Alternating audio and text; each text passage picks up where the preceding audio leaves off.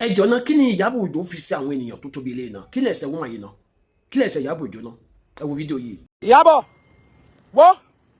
queen mother ni wọ́n jẹ́ queen mother of the most high lèmi jẹ́ ó rò bóyá mi ò mọ̀ pé wọ́n ló gbọ́mọ mẹ́ta lọ́wọ́ mi mo mọ̀ ṣùgbọ́n èmi náà mo tún support ẹ tí mo ní torí pé mo rí pé àgbàlagbà ni ẹ ìkà tó ṣe fún mi ó ti mú ìyá ẹ lọ mi ò dẹ̀ fẹ́ kí mọ̀lẹ́bí ẹ kan tún lọ sí Ìyábọ̀ òun ni mi ò ṣe mọ nǹkan tí mo lè sọ Ìyábọ̀ ó rán mi lọ sẹ́wọ̀n ó pa àbúrò mi bẹ́ẹ̀ni èmi ń gbàdúrà mo wà lára àwọn tó gbàdúrà tí ìgbéyàwó Priscilla ṣe ojú ẹ̀sìn ni brọ́dà mi fẹ́ rọ̀ níjọ́ ìgbéyàwó Priscilla mo ní Dayọ̀ mo ní mọ̀ṣẹ́ mo lẹ́yọ̀ ń ṣẹ̀kà mo kọ̀ǹtúrò àbúrò mi Priscilla gbogbo oyún tó wà nú ẹ ó bẹ̀rẹ̀ sí ń domi Àdàbí tí ìyá ò bá mọ bí mo ṣe lọ sí ẹ̀wọ̀n Àdàbí tí ìyá ò bá súré pẹ̀lú àwọn ènìyàn tó gbọmọ mẹ́ta lọ́wọ́ mi wọ́ Ìyábọ̀ à ń gbá mi omi láwàá yìí lọ́tún à ń gbá mi omi ni mo gégùn fún ẹ mo rìn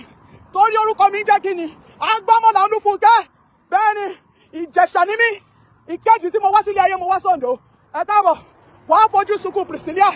wàá fojú sunkún Festus ó ní gbọ́mọ ọmọ ó ní gbọ́mọ láyé Àdàbí tó o bá ṣèkà fún mi Ìyábọ̀ tí n bá parọ́ mọ́ ẹ kí bíríìjì ńlanu kó gbé mi nì ṣùgbọ́n tí n bá parọ́ mọ́ ẹ Ìyábọ̀ ìdáwọ́lé ẹ kò ní yọrí sí rere ìyá ẹni kọ́kọ́ ni máa gbà kò sọ́mọ tó bá bí ilé ayé tó máa bímọ bẹ́ẹ̀ ni oyún tó wà nù Priscilla ó domi àṣẹ Èdùmàrè Ìyábọ̀ mo sọ fún ẹ mo máa ń sọ fún ẹ ìka tó ń ṣe pọ̀ mo ní jáwọ́ nínú ìkà ó ti yẹ kó kú ní 3 years ago ẹ̀mí tí mo rìn Germantown rẹ tí mo ní ikú ò ní mú ẹ tí mo ju ẹ̀mí ẹ tí àwọn èèyàn kú tí mo fi rọ́pò ẹ̀mí tiẹ̀ Ìyábọ̀ ẹ̀mí tó wà ní ìsàlẹ̀ odò tó ń jẹ́ kó dùn fún ẹ̀rẹ́ babaláwo tó ló máa kú kí ló ṣe fún babaláwo àbọ̀ṣẹ́ babaláwo ni bẹ́ẹ̀ ni oníṣègùn tó fẹ́ pa lọ́jọ́ sí ta ló bá ẹ ṣe ẹ̀mí náà ni ò jẹ́ kó ń rí ẹ mú Ìyábọ̀ ó ti wá ń kọ́ra òní mú ẹ sábọ̀dọ̀ a máa ṣépè fún mi a máa ṣépè fún àwọn ọmọ mi Ìyábọ̀ ìwọ ò dẹ̀ gbé sábọ̀ pé màmá ẹ má ṣe bẹ́ẹ̀ mo gégùn fún ẹ Ìyábọ̀ tó bá jẹ́ ọba Adéyẹyè ló fẹ́ bá ewé ìpè yìí dànù ọba Adéyẹyè àwàjà ẹ ṣe Ìyábọ̀ tí n bá ti parọ́ mọ́ ẹ mo ní kí bíríìjì kó gbé mi